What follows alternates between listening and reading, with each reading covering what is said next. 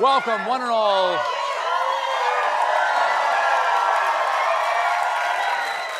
Welcome to season 11 of The Late Show. I'm your host, Stephen Colbert. Woo! Ladies and gentlemen. Is that right? 11? There you go. It's great to be back with all of you. We were on vacation for 3 weeks. Yeah. But I want you to know, okay, take this job seriously. And while we were gone, I still closely followed all the news that was on any cocktail napkin. This just in, my drinking club has a book problem.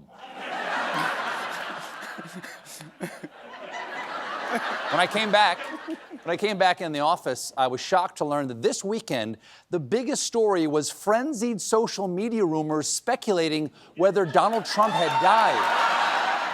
For the record, Donald Trump is very much alive, okay? And no, we like our presidents alive. Donald Trump is very much alive, and this whole crazy rumor started simply because Trump had 0 events on his schedule Wednesday, Thursday, or Friday, and one of the only signs that he might still be around was music in the Rose Garden, which the White House confirmed was the president's music. Which I gotta say is not the strongest proof of life. Yes, nurse, I do see that flat line, but the patient is clearly alive because his iPhone is playing Papa Loves Mambo. Papa Loves Mambo. Anyway, but because he was out of public view, and because when he is in public view, the internet went crazy. Is Trump dead? And Trump dead were among the top searches on Google, while the top search on Bing was, as always, where find Google? Adding to all this terrible, morbid speculation, on Thursday, Vice President J.D. Vance spoke to the USA Today, and here's how he answered the question, are you ready to assume the role of commander-in-chief if needed? The president is in incredibly good health. He's got incredible energy. And while most of the people who work around the president of the United States are younger than he is, I think that we find that he actually is the last person who goes to sleep. He's the last person making phone calls at night. Okay. The president doesn't sleep and is on the phone all night. Proof that he is completely healthy or runs a phone sex line. Hello? Hello? Yes? Hello? What am I wearing? I'm wearing my baseball hat with my name on it and compression socks for my bloated cankles. Oh, they're so plump with fluid right now. You want to... Tell you what. Oh, no. Oh, no. I could... Oh, no.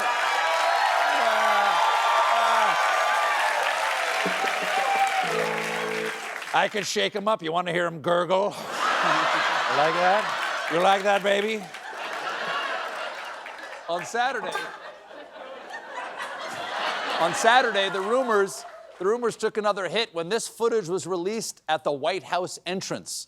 Yes, that blurry, faraway shot of a lumbering hominid is definitely Donald Trump. For more proof, the White House also released a photo of Trump swimming in a Scottish loch. On Sunday, Wow. picked him up on sonar. On Sunday, Trump finally buried all speculation by posting simply, "Good night." Just a totally normal 79-year-old man saying good night to the internet. It's like that famous children's book, Good Night.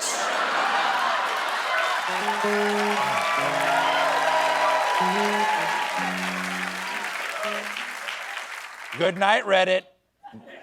Good night, X. Good night to the website where I watch the sex. It's a short book. It's a short book. So let's be clear. Let us be clear, my friends. Gotta be clear. Let's be clear. There's nothing mysterious going on in the White House, including this completely normal video from the weekend where someone drops multiple heavy black mystery bags out an upper story window. A little weird. But today, the administration cleared up exactly what was going on there. The White House official told reporters it was a contractor doing regular maintenance while the president was gone. Yes, exactly, perfectly normal in every administration. When the president's not there, randos are let in to throw trash bags out the windows. It's called democracy, but I guess it's plausible. Maybe they're doing renovations or something like that, is what I thought, until Trump was asked about it at a press conference today. Here's what he said about the video of garbage bags clearly being dropped out of a window. No, that's probably AI generated. It's the kind of thing they do. And one of the problems we have with AI, it's both good and bad. If something happens really bad, just blame AI. You just blamed AI! You just blamed AI! Which means something really bad happened? Are you dead? Were you in those bags? Are you AI? Please tell me you're AI. Am I AI? Am I in those bags? No? While we were away in August, Trump did have a little fun in the sun, this time by sicking the military on American citizens. Now, under the pretense of rising crime, Trump deployed the National Guard to Washington, D.C., even though violent crime in D.C. is now at a 30-year low. It has not been this low since 1995. And remember back then, as we learned from Coolio, we spent most of our lives living in a gangsta's paradise.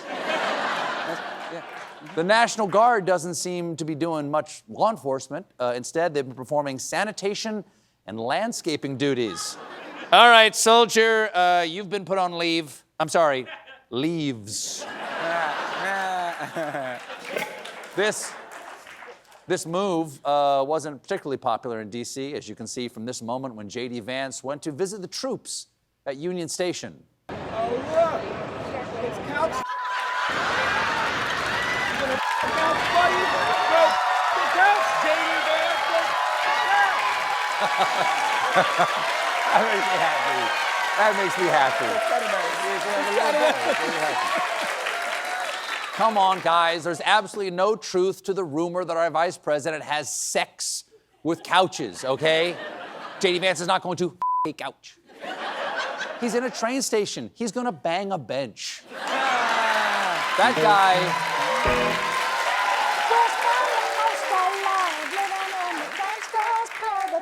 That guy wasn't the only D.C. resident protesting Trump's authoritarian takeover. One citizen showed his displeasure with Trump's shock troops by nailing one of them in the chest with a big old sandwich. Now, I cannot endorse sandwich-based violence of any kind. However you feel about Trump's autocratic takeover, I will not stand by and watch harm come to an innocent sandwich. Some may say this man's a hero or a grinder, depending on your region, but this whole thing has gone too far. I mean, sure, this po' boy has a legitimate roast beef with this administration, but he's not provolone. But despite the president's open-faced fascism, we cannot resort to hoagie-sale violence. Instead, look to the peaceful resistance of leaders like Nelson Mandela and Mahatma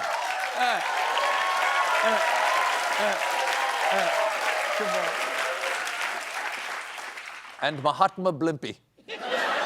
Because it's time for Americans to pick a side. Coleslaw or your choice of chips? Of course, sending troops to punish liberal cities isn't Trump's only hobby. His true passion is yelling at landscapers. If you'll recall, last month he transformed the Rose Garden into the Freedom Slab. And unfortunately, the project has not gone exactly as the president planned. This weekend, Trump ranted about his hardscaping job. I used at the White House the most beautiful marble and stone available anywhere. Surfaces are very important to me as a builder. Oh, I'm a huge fan of surfaces. Also, partial to shapes and lines. He went on, while admiring the stonework, I happened to notice a huge gash in the limestone that extended more than 25 yards. It was deep and nasty. This deep, nasty gash completely ruined my hideous eyesore. What if a rose grew up through that crack? Trump continued, I started yelling, "Who did this? And I want to find out now." And I didn't say this in a nice manner. I gotta say, it would kind of be scarier if you did say it in a nice manner. Right. Who did this? I want to find out now. Trump ended. Thank you.